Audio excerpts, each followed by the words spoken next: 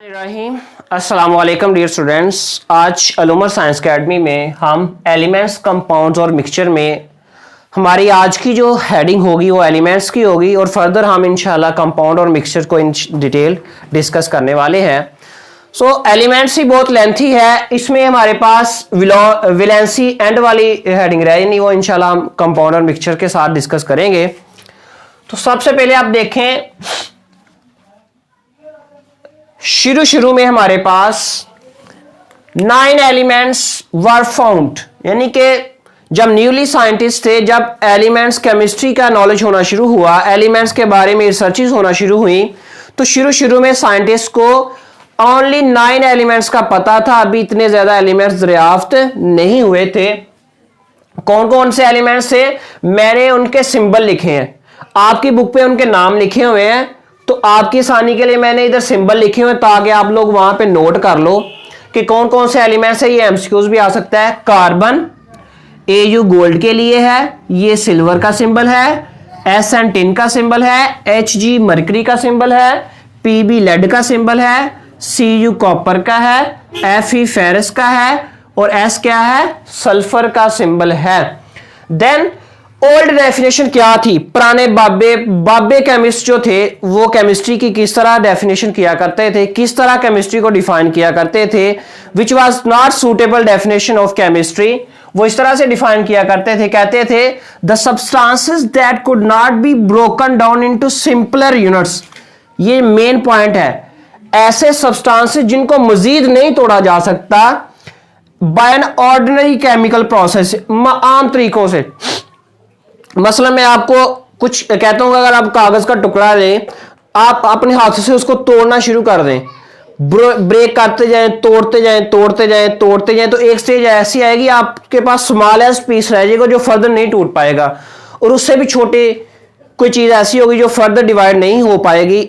इसको वो एलिमेंट कहते थे, छोटे से छोटा यूनिट जिसको मजीद आप तोड़ नहीं सकते थे, तो उसको वो एलिमेंट कहा करते थे। लेकिन आजकल के दौर में in the present era this definition has been rejected, ये डेफिनेशन जो है रिजेक्ट हो चुकी है। क्यों? क्योंकि अब हमें पता चल गया है कि एटम के अंदर सब एटॉमिक पार्टिकल्स भी पाए जाते हैं। कौन कौन से सब एटॉमिक, मींस टू से एटम के अंदर मजीद एटम के अंदर सब एटॉमिक पार्टिकल्स भी पाए जाते हैं। कौन कौन से हैं एटम के अंदर? एटम के न्यूक्लियस में सबसे पहले आ जाए प्रोटॉन है और न्यूट्रॉन है, जिनको हम न्यूक्लियॉन्स बोलते हैं। और एटम के इर्द गिर्द शेल्स होते हैं, ऑर्बिट्स होते हैं, मदार होते हैं, गोल दायरे होते हैं, जिसे आप क्या बोलते हैं, शेल बोलते हैं। उनमें इलेक्ट्रॉन हरकत करते हैं।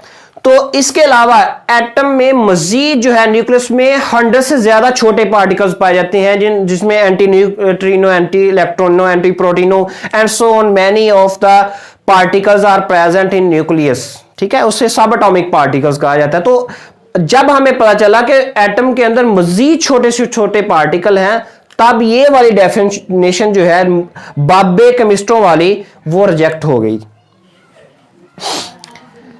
कहते हैं at the end of 19th century, 19वीं सदी के एंड पर, 19वीं सदी का एंड मतलब कि 1870, 1880 यानी 1890, 1895, ये जो दौर है, ओनली 13 एलिमेंट्स वर फाउंड। कितने एलिमेंट्स का पता चला था? पहले 9 का पता था, फिर दरियाफ्तें करते 63 एलिमेंट्स का पता चल गया। लेकिन अब जिस दौर में हम रह रहे हैं, प्रेजेंट दौर में, मौजूदा दौर में, at present 180 elements have been discovered. तकरीबन 118 एलिमेंट जो है हमें पता है। उसमें आ जाए 92 एलिमेंट्स कुदरती तौर पर हैं, जो अल्लाह की तरफ से बने हुए हैं, और 26 भी हैं तो वो अल्लाह की तरफ से मदद है, लेकिन इंसान ने खुद जो है मेहनत करके आर्टिफिशियली बनाए हैं उनको। Is it okay? फिर हम आ जाते हैं what about the modern definition. मैं आपको बहुत कुछ इसके बारे में एक्सप्लेन कर चुका हूं, अब हम इसकी डेफिनेशन देखते हैं। कहते हैं it is a substance made up of same types of atoms. ऐसा सब्सटेंस, ऐसा मादा जो एक ही किस्म के एटम से मिलकर बना हो, हैविंग सेम एटॉमिक नंबर, जिनका एटॉमिक नंबर यकसा हो। अब एटॉमिक नंबर किसे बोलते हैं? किसी एटम के न्यूक्लियस में मौजूद प्रोटॉन्स की तादाद को हम एटॉमिक नंबर बोलते हैं और इसे Z से ज़ाहिर करते हैं और हर एटम का एटॉमिक नंबर यकसा होता है। एंड कैनॉट बी डिकम्पोज, उनको ना तोड़ा जा सके into simple units by ordinary chemical mean, यानी कि उनको मजीद जो है आम केमिकल जराए से वसाइल से ना तोड़ा जा सके।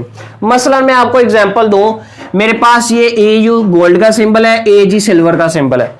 फर्ज कर लें मेरे पास ये गोल्ड है, यानी झुमके जो हैं, कांटे हैं, नथी है सोने की बनी हुई, तो वो अगर सोना है तो हर चीज वो सोने का है ना, सोने का एलिमेंट है ना उसमें। फर्ज करें एक रॉड है मेरे पास, ये अगर बना हो सोने का पॉइंटर, तो ये सारे जो है सिल्वर के एटम ही इसमें होंगे ना, सॉरी गोल्ड के एटम होंगे ना AU, तो प्योरिटी इसको कहते हैं।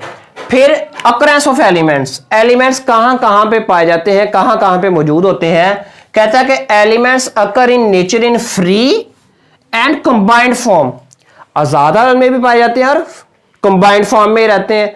मसलन आजाद हालत का मतलब यह है कि जैसे इंसान शादी से पहले आजाद होता है और शादी से बाद कंबाइंड फॉर्म है, तो इस तरह दो फॉर्म्स हैं, प्रैक्टिकली एग्जांपल्स हैं कि फर्ज कर लें H2 अपनी जिंदगी आप पे खुद ही गुजारी जा रहा है, किसी के साथ इसका नहीं ताल्लुक, किसी के साथ कुछ भी नहीं। ऑक्सीजन है, नाइट्रोजन है, सोडियम है। जबकि इधर आ जाए आप, H2O पानी जो है ये हाइड्रोजन जाके ऑक्सीजन के साथ मिला है, कंबाइंड फॉर्म में जाके रह रहा है। Na सोडियम है, ये जाके Cl क्लोरीन के साथ रह रहा है, यानी कि इधर कंबाइंड फॉर्म में भी ये दोनों हालतों में एलिमेंट एग्जिस्ट करते हैं।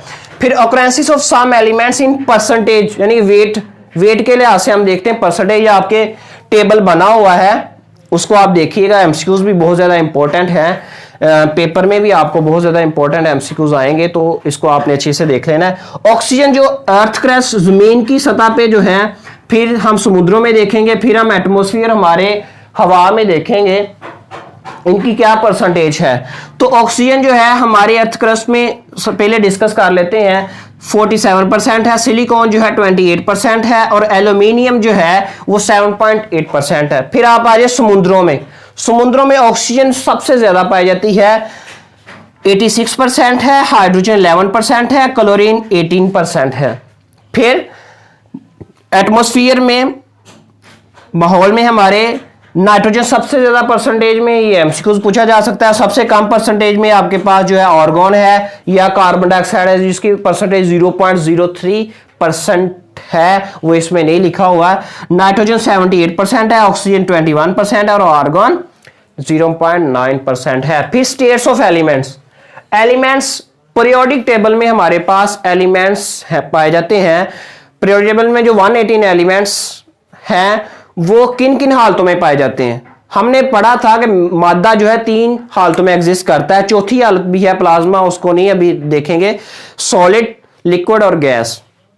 तो सॉलिड हालत में कौन कौन से एलिमेंट्स पाए जाते हैं, sodium, zinc, copper, ferrous, gold वगैरह वगैरह। फिर लिक्विड हालत में मरकरी जो आपके थर्मोमीटर में यूज होती है, ब्रोमीन जो ग्रुप 17 से बिलोंग रखती है, ये जो है लिक्विड से।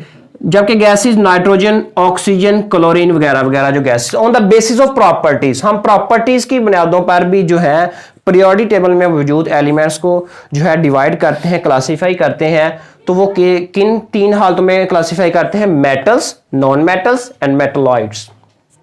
सबसे पहले आपका ये बहुत इंपॉर्टेंट एमसीक्यूज भी है, कहते हैं 80% एलिमेंट्स आर मेटल्स, तकरीबन 80% जो एलिमेंट्स हैं पीरियोडिक टेबल में वो मेटल्स हैं।